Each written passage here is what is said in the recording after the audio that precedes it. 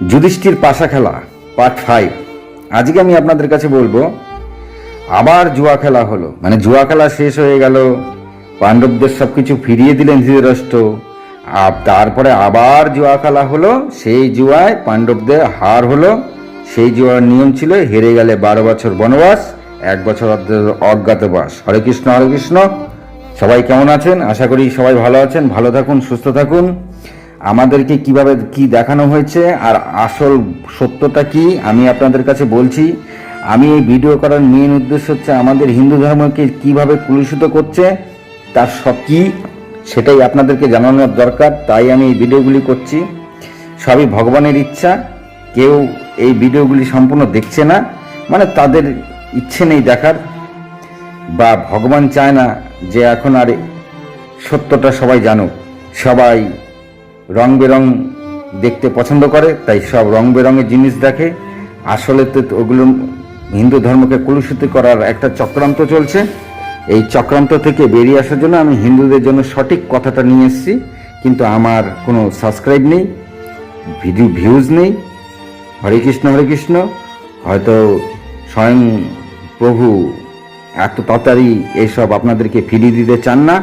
আপনারা যা ভালো বুঝুন সেটাই করুন, কারণ সমাজ সম্পূর্ণ দূষিত। তো অন্যায়কে সবাই প্রশ্রয় দিচ্ছে, তাই এই অন্যায়টাকে মানুষ বাহবা দিচ্ছে। আসল সত্যটা কজন জানছে সেটা একমাত্র স্বয়ং প্রভুই জানে। চলুন আজকে আমি আপনাদের বলবো, জুয়া খেলা শেষ হয়ে যাওয়ার পরে আবার জুয়া খেলা হলো। চলুন শুরু করা যাক। যখন ধৃতরাষ্ট্র পাণ্ডবদের সব ফিরিয়ে দেন, তখন দুঃশাসন হায় হায় করতে থাকে। বলে, দুর্যোধনকে বলে, পিতা বুড়া হয়ে গেছে, আমাদের পাওয়া ধন সব হাতছাড়া হয়ে গেল। তখন শকুনি, কর্ণ, দুর্যোধন আবার আলোচনা করেন যে কি করা যায়। তখন শকুনি বলেন দুর্যোধনকে যে তোমার পিতাকে আবার বুঝাতে হবে। তাই তারা তিনজন ধৃতরাষ্ট্রের কাছে আবার আসে। এসে দুর্যোধন বলে, পিতা, আমরা কিছুই পেলাম না, আর যা হয়েছে ওরা আর আমাদের ছাড়বে না। আমরা তো শত্রু হয়েই গেলাম। তাই তুমি আবার জুয়া খেলার আজ্ঞা দাও। এখন জুয়ায় ওরা হেরে গেলে 12 বছর বনবাস, 1 বছর অজ্ঞাতবাস করতে হবে। যদি তারা অজ্ঞাতবাসের সময় ধরা পড়ে, তাহলে আবার 12 বছর বনবাস, 1 বছর অজ্ঞাতবাস হবে। এই কথা শুনে ধৃতরাষ্ট্র মাথা ঝাঁকিয়ে বলে, ঠিক আছে। মানে ধৃতরাষ্ট্রের পছন্দ হয়, মানে সে আবার জুয়া খেলাবে এবং তার ছেলেদের তিনি সাপোর্ট করছেন। একটা ভুল অন্যায় জিনিসকে ধৃতরাষ্ট্র সাপোর্ট করে যাচ্ছেন। হরে কৃষ্ণ। তখন গান্ধারী ধৃতরাষ্ট্রকে বোঝায় জুয়া খেলার পরিণাম ভালো হবে না। এই কথা যখন গান্ধারী জানতে পারে, গান্ধারী ধৃতরাষ্ট্রকে বলছে যে এই খেলার পরিণাম ভালো হবে না, তখন সেখানে কৃপাচার্য, দ্রোণাচার্য, বিদুর এরাও বোঝায় যে এই খেলার পরিণাম ভালো হবে না, আপনি কিন্তু এর অনুমতি দেবেনই না। গান্ধারীও অনেক করে বলে, কিন্তু আবার গান্ধারী বলে এতে কুলেরও নাশ হবে, আপনি কিন্তু পুত্রমোহে পাগল হবেন না। কিন্তু ধৃতরাষ্ট্র কারো কোনো কথাই শুনলেন না। তিনি প্রতিগামীকে ডেকে আবার যুধিষ্ঠিরকে ডেকে পাঠালো। তখন অন্যান্য ভাইরা তা বারণ করতে থাকলো, মানে যুধিষ্ঠিরকে বারণ করলো যে আর কিন্তু জুয়া খেলার দরকার নেই, যাওয়ার হয়েছে, এবার চলো।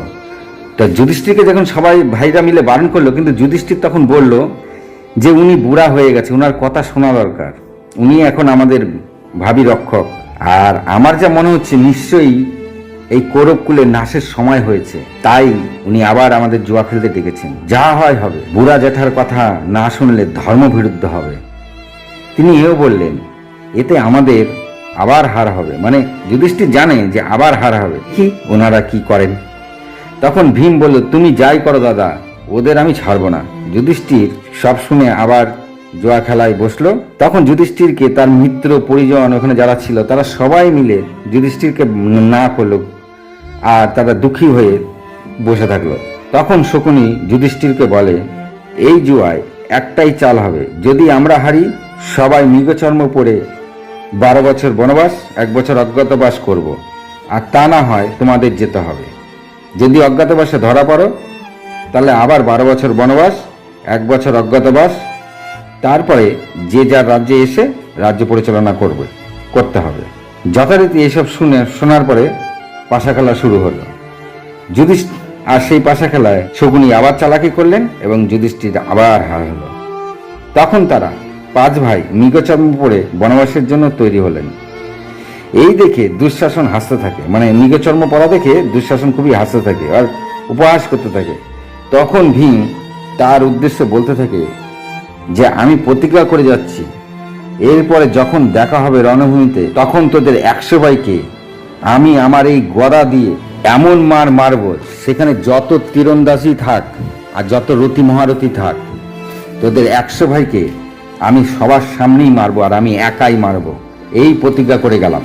তখন ভীম তারপরে দুর্যোধনকে বলল, তুই যে জাং দেখিয়েছিলি সে জাং ভেঙে তোকে মেরে তোর মাথায় পা রেখে আমি যদি না পিষতে পারি তাহলে আমার আত্মার যেন সদ্গতি না হয়।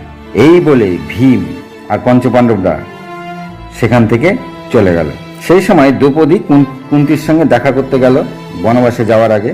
কুন্তি তখন দ্রৌপদীকে বলল, দুঃখ করো না, শক্ত থাকো, তুমি পতিব্রতা নারী, তুমি স্বামীদের প্রতি স্বামীদের সমস্ত কিছু সব ঠিকঠাক করো, তবেই তোমার সব ঠিকঠাক থাকবে।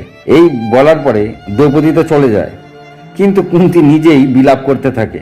আর যুধিষ্ঠিরকে বলে কুন্তি যে তোমাকে আমি আমার পেটে ধরেছি, আমার কি তোমাদের বিনা অন্যায় তোমাদের বনবাস দেয়া হচ্ছে বলে কুন্তি কাঁদতে থাকে। তখন পঞ্চপাণ্ডবরা কুন্তিকে নমস্কার করে চলে গেলে কুন্তি কিন্তু সেই বিলাপ করতেই থাকে। সেই সাথে সেই নগরীতে যত স্ত্রীলোক ছিল সবাই ধিক্কার দিতে থাকে দুর্যোধনদের। আর কুন্তি এত বিলাপ করতে থাকে, তখন বিদুর এসে কুন্তিকে বোঝায়, তারপরে সে নিজের কুটিরে নিয়ে চলে যায়। এইদিকে সহদেবও যাওয়ার পথে, মানে বনবাসে যাওয়ার পথে সহদেব শকুনিকে বলেছিল, আমিও প্রতিজ্ঞা করছি, শকুনিকে বলেছিল আমি প্রতিজ্ঞা করছি, শকুনিকে বলেছিল তোর যত সম্বন্ধী আছে, মানে তোর যত আত্মীয় স্বজন আছে, সবাইকে যদি আমি রণভূমিতে মারতে না পারি তবে জানি আমার আত্মার সদ্গতি না হয়। এসব শুনে বিদুর মনে মনে চিন্তা করলেন কুরুকুলের নাশ হতে চলেছে। পাণ্ডবরা চলে গেলে কৌরব রাজ্যের মহিলারাও পাণ্ডবদের জন্য বিলাপ করতে থাকে আর দুর্যোধনকে ধিক্কার দিতে থাকে। এই বলে কৌরব রাজ্যের অনেক প্রজারা সেই পাণ্ডবদের পিছু পিছু চলতে থাকে, মানে হাজার হাজার প্রজারা পাণ্ডবদের পিছু পিছু পাণ্ডবদের সঙ্গে বনবাসে, পাণ্ডবরা যেখান দিয়ে যাচ্ছিল সেই বনবাসে তারা চলে যেতে থাকে। কৃষ্ণ হরে কৃষ্ণ। আমি এইখানেই পাশা খেলা পার্ট 5 শেষ করলাম। এখন পাণ্ডবদের বনবাস শুরু হলো। আমি নেক্সট পার্ট আনছি পাণ্ডবদের বনবাসের পার্ট 1। এইখানেই পাশা খেলা শেষ হলো এবং পাণ্ডবদের বনবাস হয়ে গেল। নমস্কার, আশা করি সবাই ভালো আছেন, ভালো থাকুন, সুস্থ থাকুন।